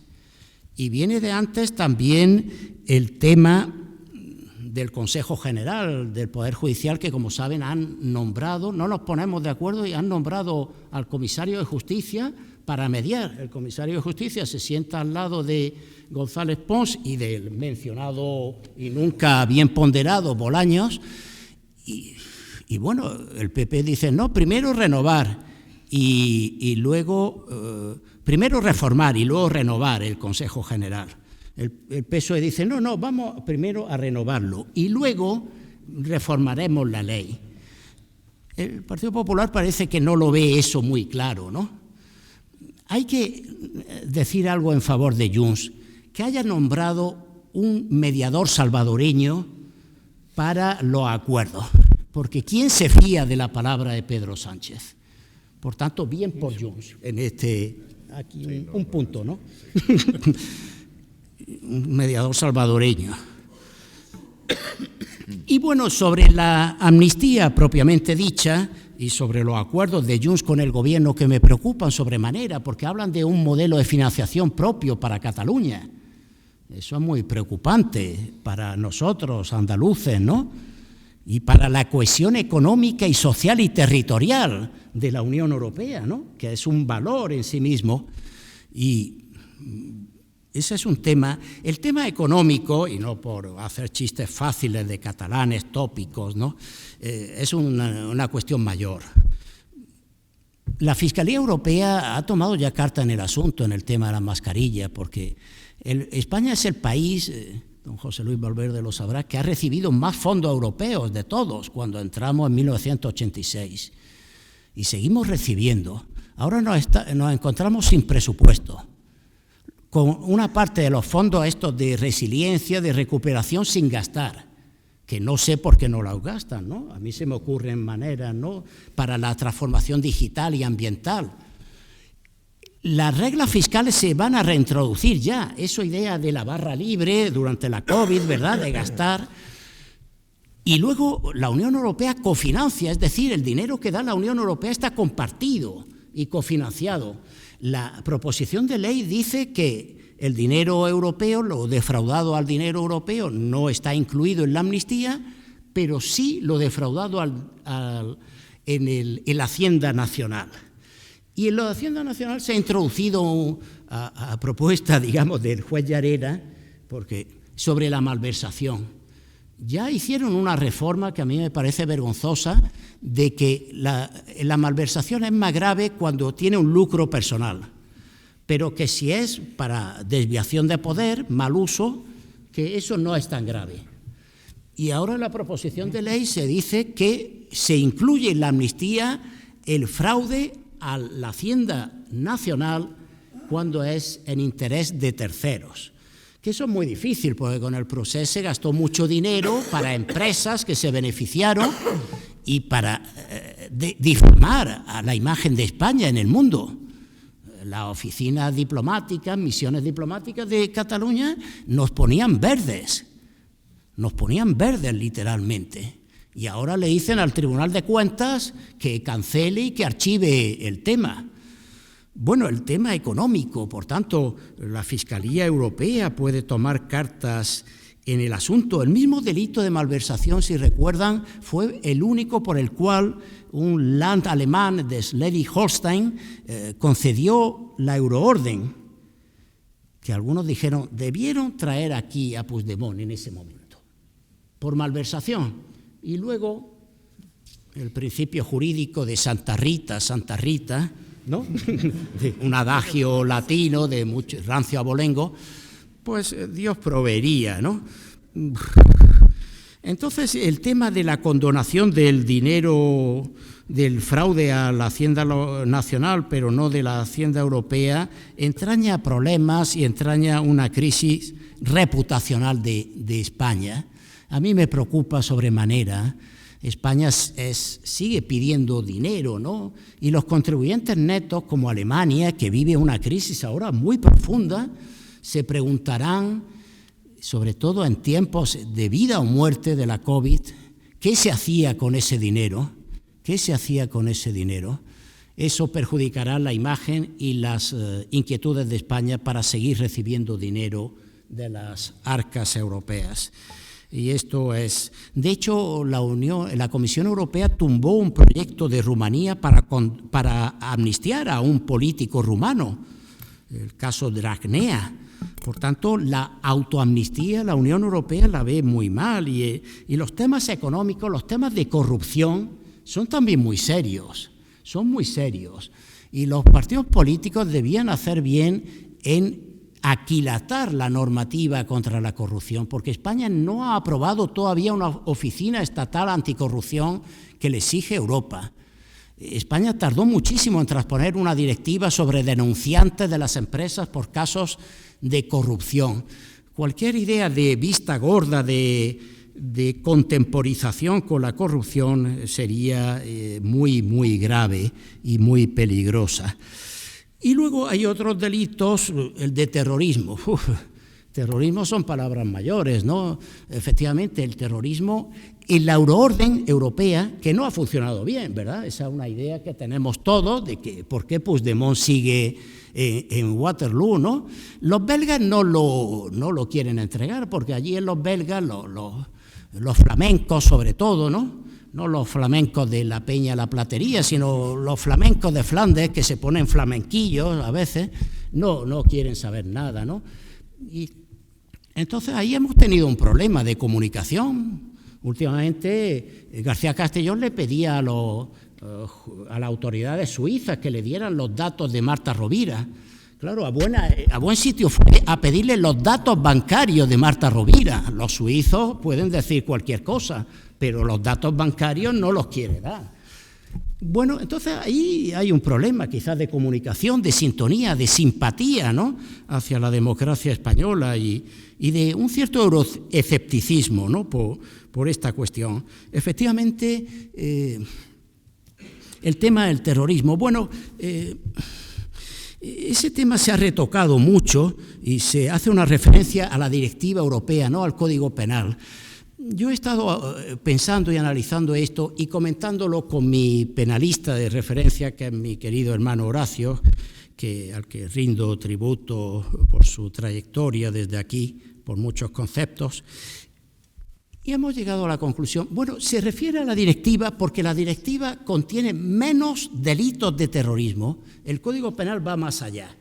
Y entonces, por lo que he averiguado, en los sucesos del aeropuerto del Prat de 2019 hubo alboroto, se saquearon algunas tiendas, un ciudadano francés parece que murió de un infarto, ahí la relación causa-efecto parece más difícil, ¿no?, de establecer, pero según el Código Penal, y por eso el Tribunal Supremo por unanimidad ha abierto causa penal contra Puigdemont, considerándolo líder absoluto de Tsunami Democratic, el delito contra el patrimonio forma parte del terrorismo. Es decir, el Código Penal español, que está adaptado a la directiva es de 2017 y en 2019 se reformó correctamente el Código Penal, pero se extendió porque la directiva es de mínimos. Intenta armonizar la legislación en materia de terrorismo, que el terrorismo y los terroristas sean más o menos lo mismo. Por eso se ha hablado de la directiva, porque la directiva no habla tanto de delitos, por ejemplo, contra el patrimonio. Según tengo entendido y según mi hermano me comentó, y aquí hay expertos en la materia, la noción de terrorismo lleva en España a que si el grapo robaba un banco, eso era entendido por terrorismo, por su intención finalmente, ¿no? Entonces, yo creo que se han acogido a la directiva, primero como un guiño a Europa y segundo para limitar el impacto del Código Penal sobre este tema. Y luego se habla de traición. Otro juez de Barcelona, Aguirre, ¿no? Ha abierto una causa por este tema, por las relaciones con Rusia, ¿no? Con amigos así, ¿no? Y dice la proposición de ley, el delito de traición queda incluido, de traición contra la patria, ¿no? Queda incluido en la amnistía a menos que se haya utilizado la fuerza o haya sido contrario a la independencia política o la integridad territorial de España. Integridad territorial, pero que los rusos querían, se llega a hablar, yo no lo llego a creer, de que los rusos iban a mandar 10.000 soldados, ¿no? Sin llegar a esos extremos, ese compadreo del separatismo catalán con la Rusia de Putin es infame completamente, y eso afecta al corazón de Europa también. Se ha abierto una comisión de investigación por este tema, porque, ¿qué les voy a decir de Putin, no? ¿Qué les voy a decir? Entonces es un tema muy grave, porque Rusia y Putin quieren malmeter, encizañar, dividir Europa con el Brexit, con Cataluña y todo. Entonces ahí, al hilo de autos judiciales, la proposición de ley, que ya era impecable según Bolaños, pues se ha ido modificando. En definitiva, tenemos a Europa, ya veremos, la cuestión prejudicial. Un juez nacional, incluido el Tribunal Constitucional, podría plantear, y debería, por ser de última instancia, una cuestión prejudicial y preguntarle al Tribunal de Justicia de la Unión Europea, ¿esta proposición es conforme al derecho europeo? Eso es lo que debería hacer. No se trata de que el Tribunal de Justicia pueda anular la ley de amnistía, eso no lo puede hacer, pero sí puede deducir que el derecho europeo es contrario a una ley como la ley de amnistía, ¿no? Entonces ahí el juez nacional tiene un papel importante, el juez interno, el juez común del derecho comunitario. El derecho comunitario faculta al juez nacional para aplicar medidas cautelares. Eso de que la proposición de ley que ha querido también, ¿verdad?, restringir esta posibilidad, el juez nacional debe inaplicar una norma nacional incompatible con el derecho europeo. Por tanto, ahí hay un margen para la justicia y para la justicia y Europa que está por explorar, que está por vislumbrar también, porque no está claro el desenlace de todo este proceso, pero en definitiva yo creo que hay motivos para dudar seriamente, incluso reparos, para señalar que el derecho europeo no puede convalidar una ley como esta, en donde el Estado de Derecho se juega en un país. Y el Estado de Derecho, el imperio de la ley en Europa y en los países se retroalimenta. La democracia europea se resiente cuando en un Estado de la Unión Europea se violan los principios esenciales del Estado de Derecho, y el Estado de Derecho nacional se resiente cuando Europa, ese déficit democrático que se hablaba desde tiempo inmemorial, si Europa no es suficientemente democrática. Volvemos un poco a aquellos años de los 80, ¿no?, en que Rogelio y yo asistíamos a clase religiosamente, ¿no?, y estudiábamos, ¿no?, con devoción. Esas comunidades europeas a las que íbamos a entrar en el 86. Como garante de la democracia española, volvemos a lo mismo casi 40 años después. la adhesión a las comunidades europeas se vieron como un imperativo democrático. Cuando se produjo el intento de golpe de Estado el 23 de febrero del 81, se dijo hay que acelerar la integración de España en Europa porque una España dentro de la Unión Europea no podría volver atrás con un golpe de Estado de estas características. Ahora la democracia, por razones muy, muy distintas, está también en juego y también volvemos a confiar y a encomendarnos a Europa para que nos pueda salvar. Gracias.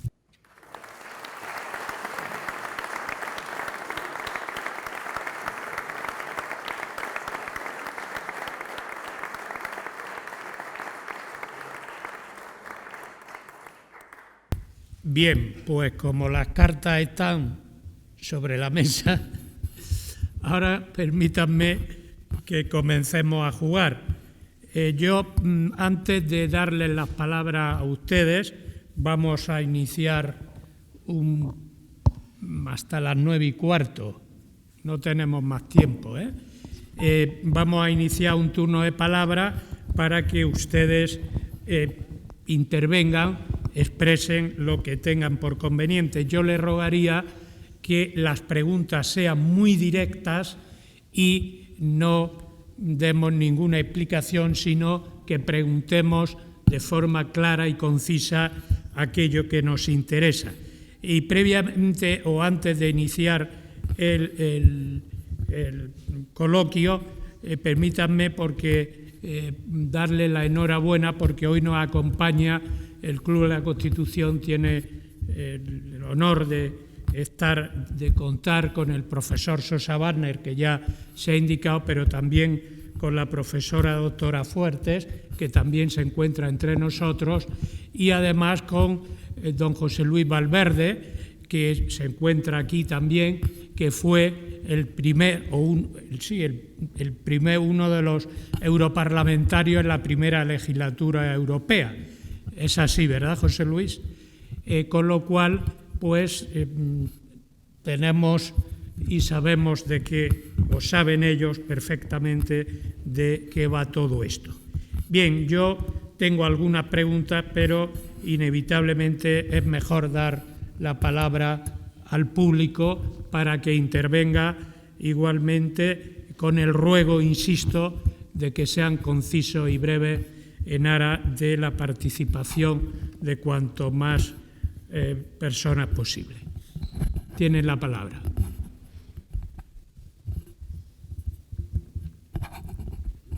¿No se anima?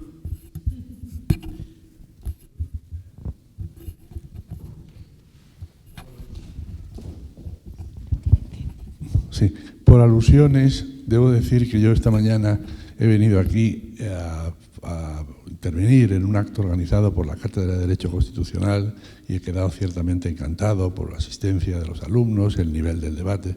Pero es que además encima por la tarde hemos tenido la suerte de poder asistir a esta sesión, una sesión, digamos, sesuda, detenida, muy bien pensada, sobre el proyecto de proposición de ley que se ha aprobado hoy en las Cortes. Yo no tengo que preguntar nada, porque ciertamente los ponentes lo han hecho tan bien que han dejado aclaradas todas las preguntas que se puedan suscitar aquí, tanto por parte del administrativista como por parte del internacionalista.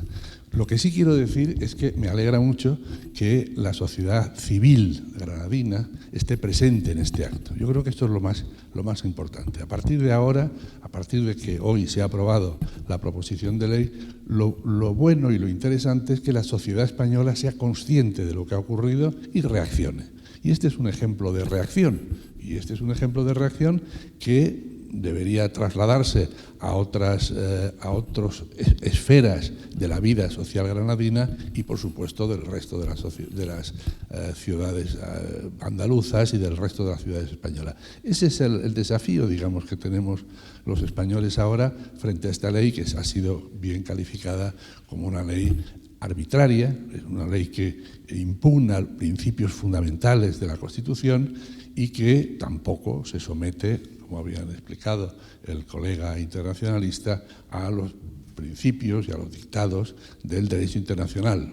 general y mucho menos del derecho comunitario, ¿no? Por eso a mí me parece muy satisfactorio que ciudades como esta se movilicen en este sentido, como hoy estamos viendo aquí, frente a esta situación en la que nos encontramos, que es muy relevante porque es una muestra de un deterioro muy grande de nuestro sistema institucional. Eso es lo que quería decir y agradecer la presencia de todos ustedes y sobre todo el esfuerzo de organización de un acto como este, ¿no? Muchas gracias.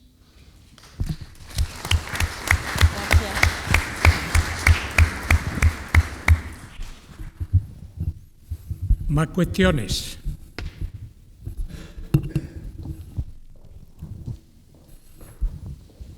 Gracias. Bueno, como profesor Sosa Barnes me siento impulsado a intervenir para dar las gracias por las distintas veces que ha salido mi nombre, ¿no? Muchas gracias y quiero devolver el favor felicitando a los dos conferenciantes y diciendo un par de matizaciones muy pequeñas sobre cosas que han sobrevolado aquí. Cuando se dice, vamos a decir que la amnistía en abstracto es inconstitucional, nos están repitiendo mucho, ojo, no se puede meter dentro del derecho de gracia el indulto que da el gobierno de la amnistía que la da el legislador. Pero no están haciendo trampa, la Constitución no dice eso. La Constitución dice que la ley no podrá dar indultos generales. La ley, quien puede dar los indultos individuales es el gobierno. Pero a quien prohíbe la Constitución en su artículo 62 dar indultos generales es al legislador. Luego, si el legislador tiene prohibido subir un perro a un tren, como dijo Virgilio Zapatero, con muy buen ejemplo, mucho más tendrá prohibido subir a un oso. Entonces es imposible en una interpretación literal de lo que dice el artículo 62, solo que hay gente que está haciendo trampa y quizás muchos no lo estamos creyendo. Los indultos generales están prohibidos para el legislador. Leed, por favor, el artículo 62 de la Constitución. Luego hay otra cosa que también me gustaría matizar y es que nos están metiendo que los jueces e instructores han ido dictando autos según han ido moviéndose en la comisión. No ha sido así. Es que ha dado la casualidad que el 28 de febrero le cumplía el plazo a García Castelló. Y entonces o dictaba un auto de ampliación del proceso o acababa el sumario. Quizás el Tribunal Supremo sí se ha dado prisa y podría haber hecho un poquito de truco político, pero los dos, tanto el juez de la Audiencia Nacional como el juez de Barcelona, estaban obligados por los pleitos, por los plazos, y ahí se nos está cambiando la dinámica y hay unos periódicos que continuamente repiten que hay que ver estos jueces que a cada paso, cada legislador han respondido, ¿no es verdad? Venían respondiendo a los plazos que tenían. Y luego creo que ha sobrevolado, una vez que olvidamos la ley general y nos vamos al caso concreto, de un detalle político muy importante. Ninguno de los 4 principales partidos españoles llevaba en su programa electoral la amnistía. Ni el PP, ni el PSOE, ni Sumar, ni Vox. Y como no lo llevaban, y estamos en una democracia avanzada, entrar ahora en que el primer proyecto de ley que se trate de la amnistía, evidentemente, supone una desviación de poder. Entonces hay que resaltar que es que no estaba en ningún programa político. Es que en 2021 el PSOE, en la mesa del Congreso, dijo que la amnistía era inconstitucional. Y yo no vi, por cierto, ningún colega que se levantara diciendo, oiga, ¿cómo dice usted eso? A todo el mundo nos pareció, en el 2021 nos pareció constitucional la prohibición de la amnistía. Y en 1995, cuando se hizo el nuevo Código Penal, se quitó como una causa de exención de la responsabilidad, se quitó la amnistía. ¿Por qué? Porque todos los partidos políticos que estaban allí, incluido Esquerra, incluido el Partido Comunista, todos pensaban que la amnistía estaba fuera de la Constitución. ¿Y por qué pensaban eso? Porque en 1931, en la Constitución progresista del 31, se metió la amnistía. Y aquí, sin embargo, se prohibió expresamente. Sí, tenemos toda una tradición común de considerar que la amnistía no cabe en la Constitución. Y ahora, de pronto, resulta que es progresista, desde el 23 de julio, es progresista tener la amnistía dentro de la Constitución española, cuando no la han llevado en el programa político. Si quitamos los votos de Junts y quitamos los votos de Esquerra Republicana en esos 178, la amnistía no es aprobada. Y como no es aprobada, es una autoamnistía, porque están amnistiando a personas que están en esos dos partidos. Y eso sabemos que la Unión Europea lo prohíbe. Así que tenemos toda una serie de razonamientos para mantener, sin decir que somos ni de izquierda ni de derecha, que la amnistía no cabe en este momento político, ni en abstracto como amnistía, ni en concreto con la ley de amnistía para la reconciliación política. Nada más. Muchas gracias.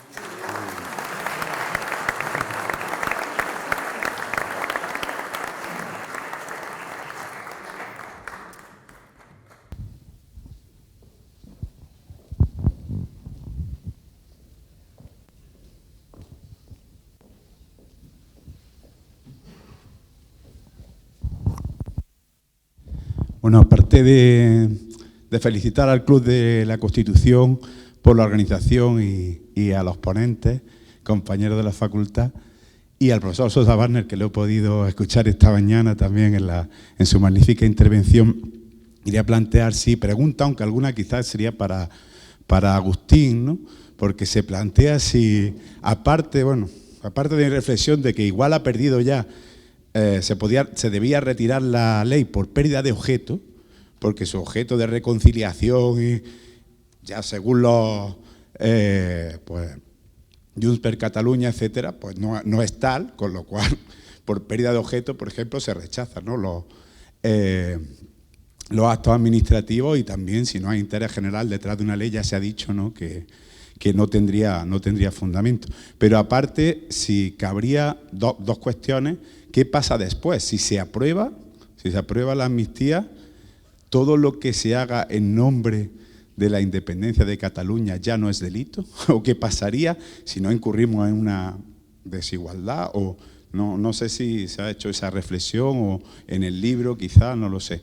Y la segunda, ¿es posible como ciudadanos presentar el recurso de amparo que ha planteado algunas cosas por tutela judicial efectiva, por derecho a la igualdad ante esta ley? Gracias.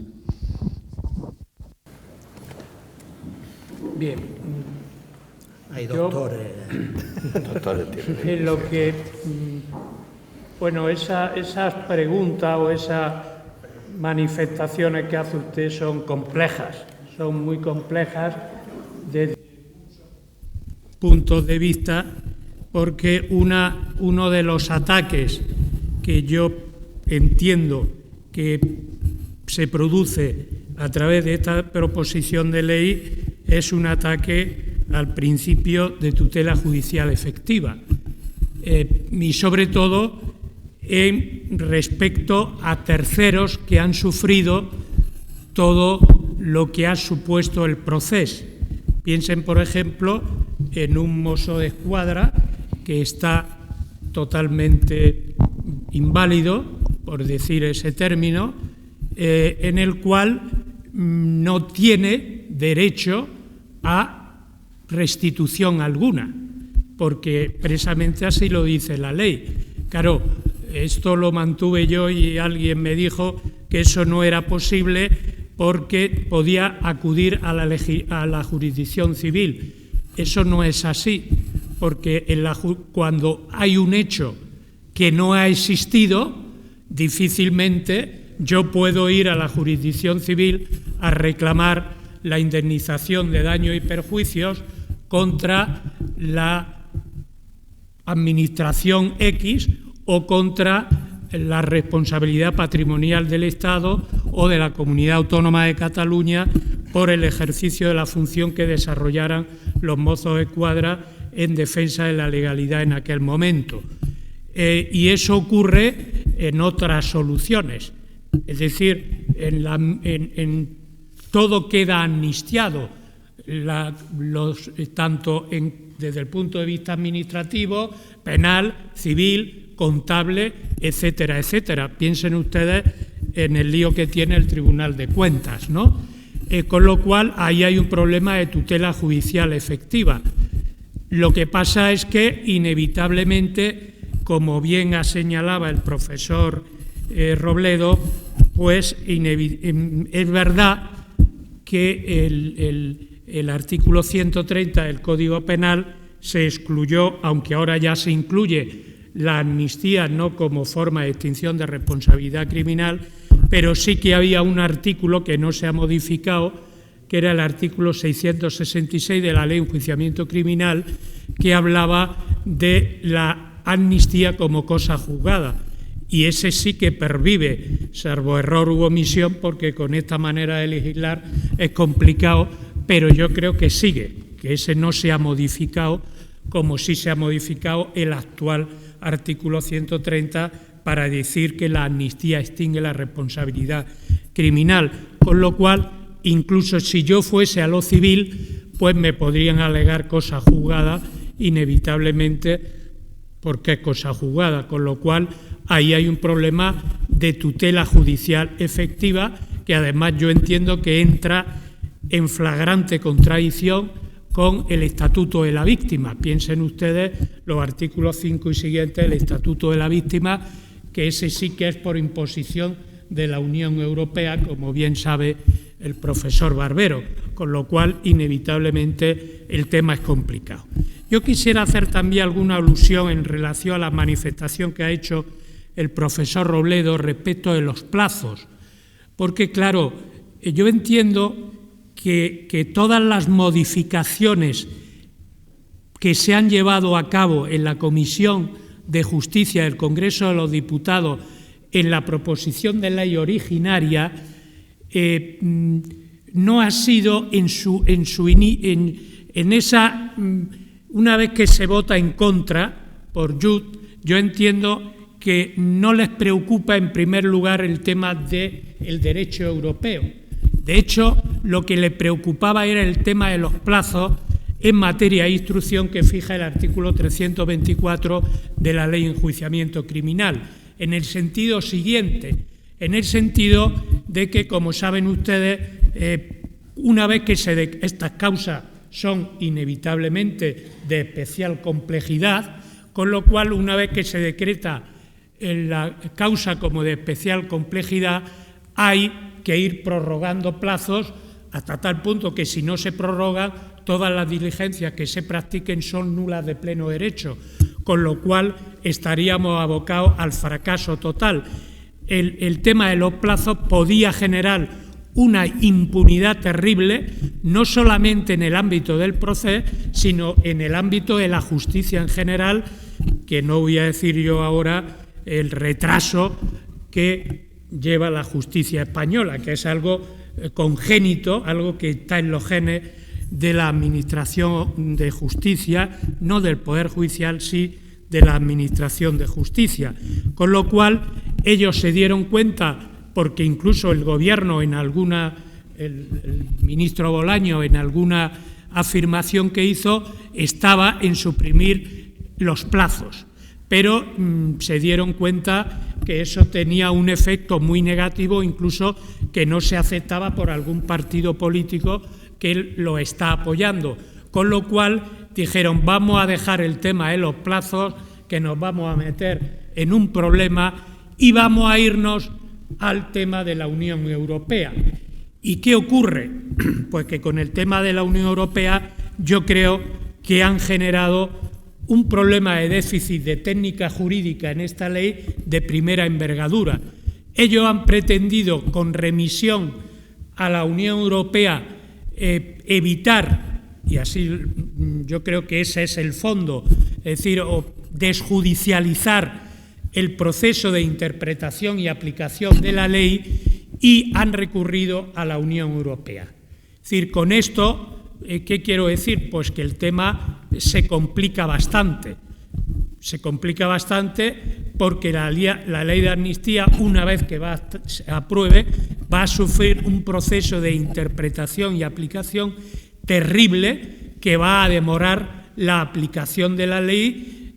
Yo creo que no somos conscientes hasta qué nivel. Creo que no somos conscientes hasta qué nivel. Y desde luego, permítanme que le lea literalmente.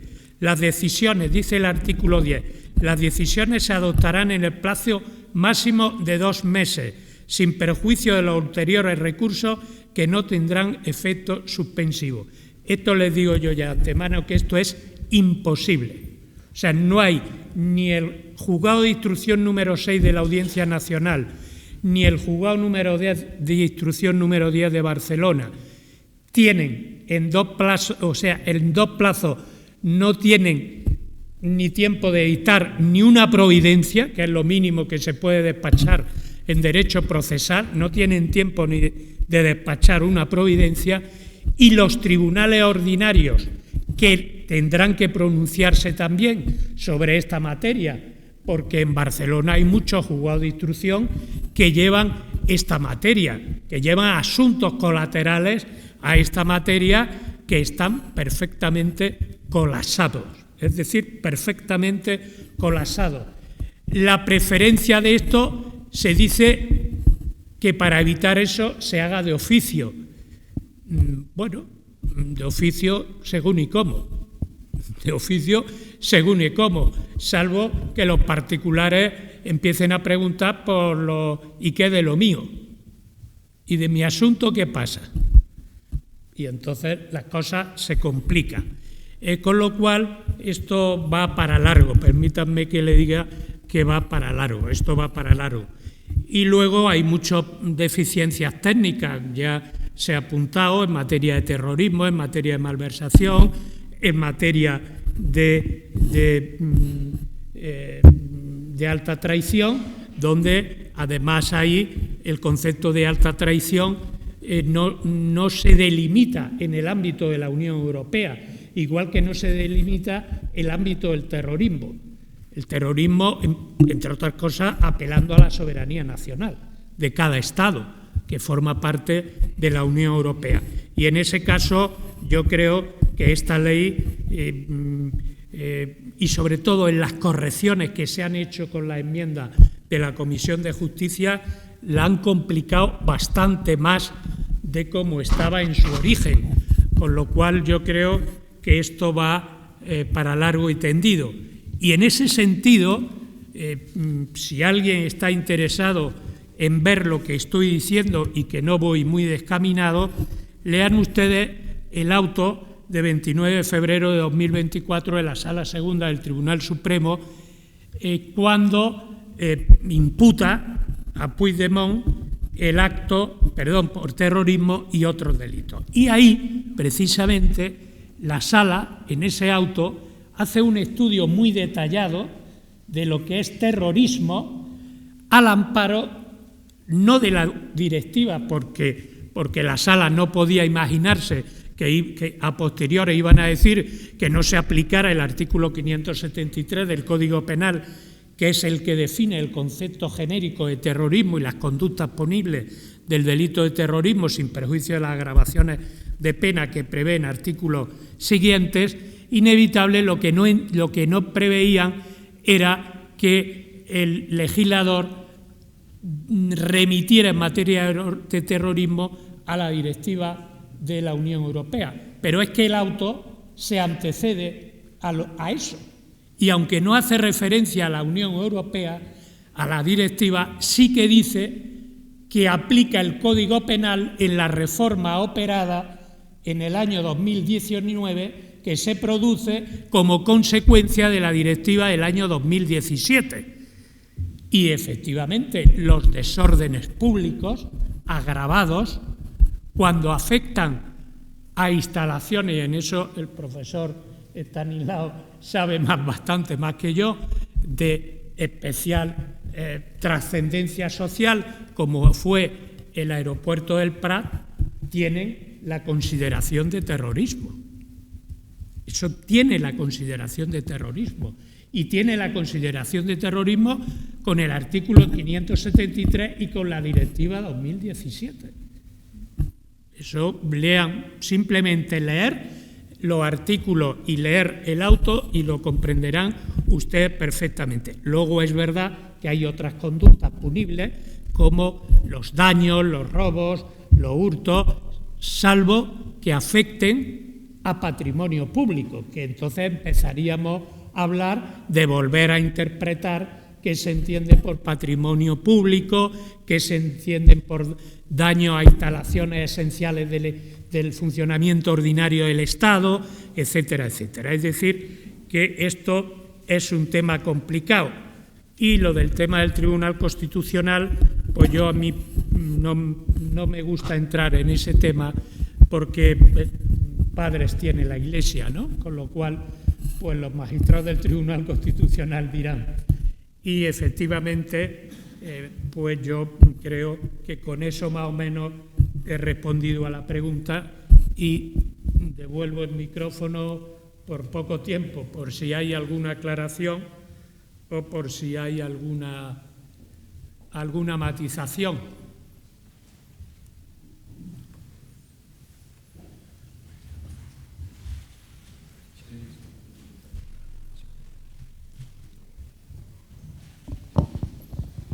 Sí, yo soy un ciudadano de a pie, no tengo ni idea de derecho, soy totalmente lego, soy ingeniero, pero me reconforta lo que acabo de decir de que la ley vamos a tardar tiempo en aplicarse, ¿no? O sea, que lo que hemos oído en televisión de que Puigdemont iba a estar aquí en verano, a mí me reconforta que no sea así, o me equivoco. Pero vamos, el tema que me preocupa es que nos ha tocado el discurso que dio Su Majestad el Rey. Cuando aquellos acontecimientos dijo que todo dentro de la ley y nada fuera de la ley. Un discurso que, por cierto, a raíz de entonces a Su Majestad el Rey no lo recibe en Cataluña, ¿no? Persona non grata, ¿no?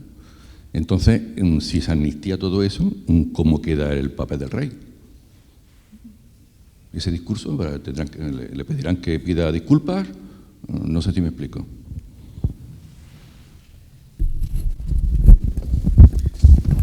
Bueno, creo que son consideraciones más políticas que otra cosa, ¿no? El rey va a tener que seguir cumpliendo su papel, aunque lógicamente pues es otra de las instituciones que está procurando menoscabarse y degradarse poco a poco, ¿no? Javier, ¿algo? No. Bien, pues siento que no tengamos más tiempo, pero hemos de finalizar dando las gracias, como no, a los ponentes porque han sabido poner y ajustar las cosas en su justo término, han matizado conceptualmente por dónde puede ir la cuestión y a partir de ahora y una vez que esté aprobada la ley, pues los tribunales dirán. Muchas gracias por su presencia. Y hasta otra, que me temo que no será la última, que seguiremos incidiendo sobre el tema. El secretario del club tiene la palabra. Muchas gracias. Para concluir, al margen de dar las gracias por esta magnífica conferencia, no quiero pasar la oportunidad de dar las gracias de nuevo al decanato de la Facultad de Derecho, que tan amablemente nos atiende siempre y nos cede las instalaciones. En nombre del club, muchísimas gracias. Y por otra parte, pues rogarle simplemente unos minutos, ¿no? El club tiene como costumbre, al margen de volver a dar las gracias a los conferenciantes por tan extraordinaria conferencia y a los asistentes, el que se firme en el libro de honor. Firma que tendréis que hacernos, por favor, Estanislao y Javier, y que después tendréis que leer, ¿vale? Ya lo aviso. De momento os rogamos la firma, os impondremos la insignia del club y os daremos un breve obsequio. Así que, por favor, unos minutos de espera si son tan amables. ¿De acuerdo? Muchas gracias.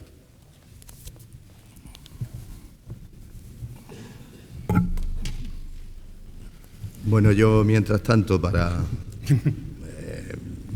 llenar el hueco, quiero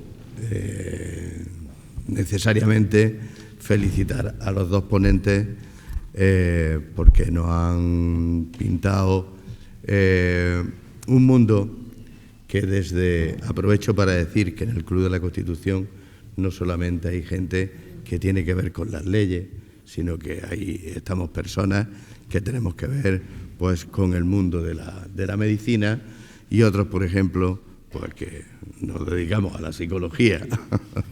Entonces, desde nuestra óptica, pues la verdad es que lo que tenemos recogido son impresiones de lo que pasa y, por supuesto, también preveemos determinadas consecuencias que puede tener una desviación del poder. Digo, las consecuencias en la población y en el mismo orden de las naciones. Eso ya lo sabemos, lo tenemos comprobado, pero además desde mi disciplina también está bien estudiado cuáles son esas influencias. Así que, bueno, pues de alguna manera habéis venido a contribuir a todos los que no estamos en contacto con el mundo del derecho, habéis venido a contribuir a dejarnos una paz, y me vaya a permitir una paz en el alma, es decir, pensar que no estábamos tan equivocados, porque claro, en los avatares y en los discursos políticos están dirigidos justamente a eso, a convencerte de que tú no llevas la razón, sino que son ellos los que tienen la razón última y auténtica, con lo cual te dejan ahí un margen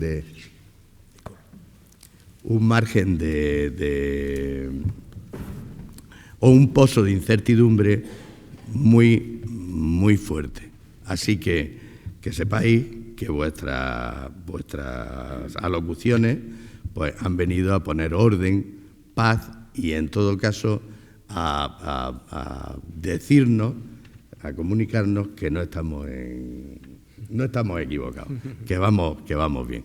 Por otra parte, pues recoger también los agradecimientos al Club de la Constitución, que efectivamente pues es un instrumento de la sociedad civil que deberíamos de servirnos todos de él, porque efectivamente desde la asepsia política del club, cada uno tenemos nuestra idea, pero el club es aséptico políticamente y caben todas las formas de pensar en el mismo. Y bueno, pues una forma muy interesante de estar en la actualidad política y en la actualidad del pensamiento de la administración española. Y como ya veo que ya habéis terminado, pues entonces es hora de terminar yo también. Vale, así que por favor. Está en posesión del libro. Muchas gracias a los dos. Orgulloso de formar parte del libro de honor del Club de la Constitución, institución ejemplar y admirable en el necesario fortalecimiento de la sociedad civil granadina.